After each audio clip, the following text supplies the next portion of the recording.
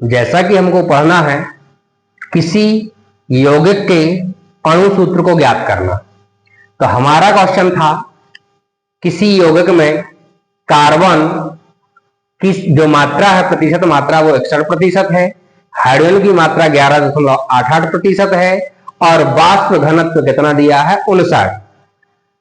अब इस यौगिक में जो शेष है वो क्या होगा ऑक्सीजन। तो हम कैसे निकालेंगे, कार्बन व हाइड्रोजन की प्रतिशत मात्रा कितनी है 61 प्लस क्या जाएगा 11.88, दोनों को जोड़ देंगे तो बनेगा 72.88। अब चूंकि कार्बन व हाइड्रोजन का प्रतिशत 100 से क्या है कम है, कितना आया है 72.88, जबकि किसी भी यौगिक का जो कुल परसेंटेज होता है वो कितना होता है 100। तो अपन क्या करेंगे, शेष जो कहलाएगी वो किसकी मात्रा कहलाएगी ऑक्सीजन की। तो कैसे निकालोगे, ऑक्सीजन की मात्रा बराबर 100 माइनस 72.88 घटा देंगे तो आपका बचेगा 27.12%। तो इसमें कार्बन और हाइड्रोजन के अतिरिक्त जो ऑक्सीजन है उसकी मात्रा कितनी कहलाई 27.12%। अब हम सबसे पहले इसका निकालेंगे मूल अनुपाती सूत्र। मूल अनुपाती सूत्र निकालने के लिए तत्वों को लिखना है, प्रतिशत मात्रा लिखनी है।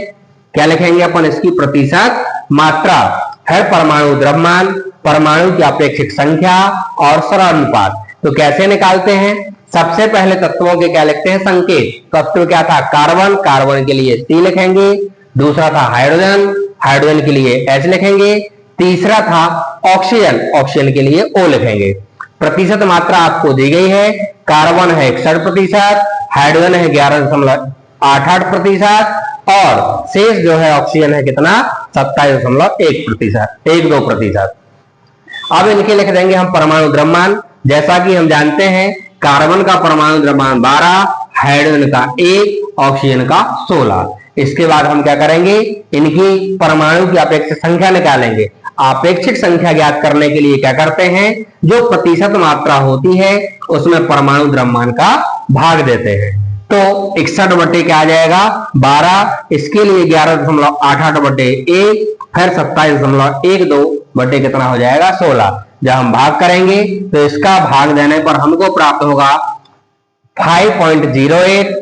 1 का किसी भी संख्या में भाग देंगे तो उतना ही आ जाएगा और 16 का भाग देंगे 27.12 में तो आ जाएगा 1.96। ठीक है 969।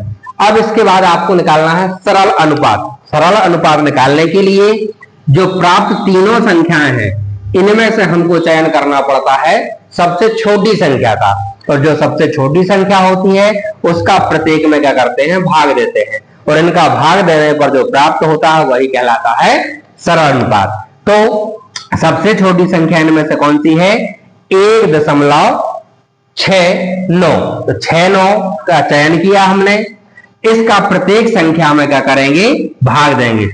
जो तीन संख्याएं आपको दिख रही हैं तीनों में 1.69 का भाग कर देंगे। भाग देने पर जो संख्या प्राप्त होती है वही कहलाता है हमारा सरल अनुपात। अब इसके बाद हम देखेंगे कि कार्बन, हाइड्रोजन और ऑक्सीजन का जो अनुपात प्राप्त हुआ वो कितना हुआ है 3:7:1। अब इससे हम बनाएंगे क्या मूल अनुपाती सूत्र। तो क्या लिखेंगे, कार्बन के अणुओं की संख्या कितनी आई है 3, हाइड्रोजन के अणुओं की संख्या कितनी आई है 7 और ऑक्सीजन के अणुओं की संख्या कितनी आई है 1। तो ये हमारा प्राप्त हो गया मूल अनुपाती सूत्र।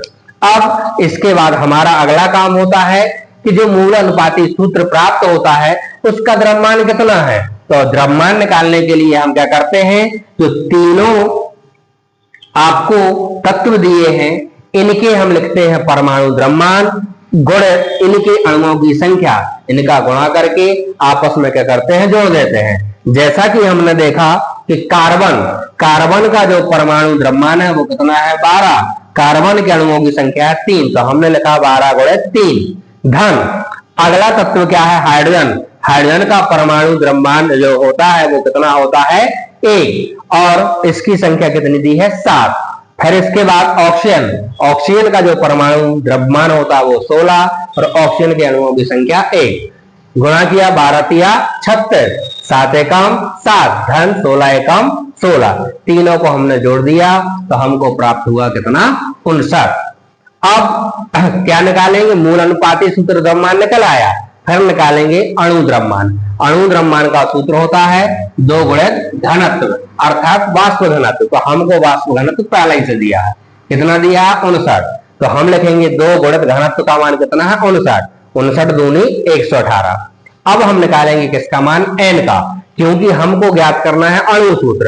अणु सूत्र क्या होता है, मूल अनुपाती सूत्र गुणित n। तो n का मान हम कैसे निकालेंगे, जो अणु द्रव्यमान है कितना प्राप्त हुआ, अणु द्रव्यमान 118, मूल अनुपाती सूत्र द्रव्यमान कितना प्राप्त हुआ 100, कुल आपको 59, तो 59 एकम 59, 59 दूनी 118, तो n का मान मिला हमें 2।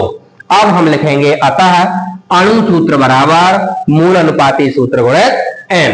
ठीक है, तो मूल अनुपाती सूत्र हमको दिया था C3H7O, तो हमने लिख दिया मूल अनुपाती सूत्र C3H7O गुणित कितना आ जाएगा n, n का मान कितना है 2, तो गुणा में लिख देंगे 2। अब गुणा करें, कार्बन कितने हो गए 2 तिया 6, हाइड्रोजन कितने हो गए 2 सत्ते 14, और यहां पर कोई अंक नहीं होता तो क्या होता है 1, तो 2 एकम 2। ये जो आपको प्राप्त हुआ यही है आपका क्या, मूल अनुपाती सूत्र की सहायता से अणु सूत्र अर्थात आणविक सूत्र।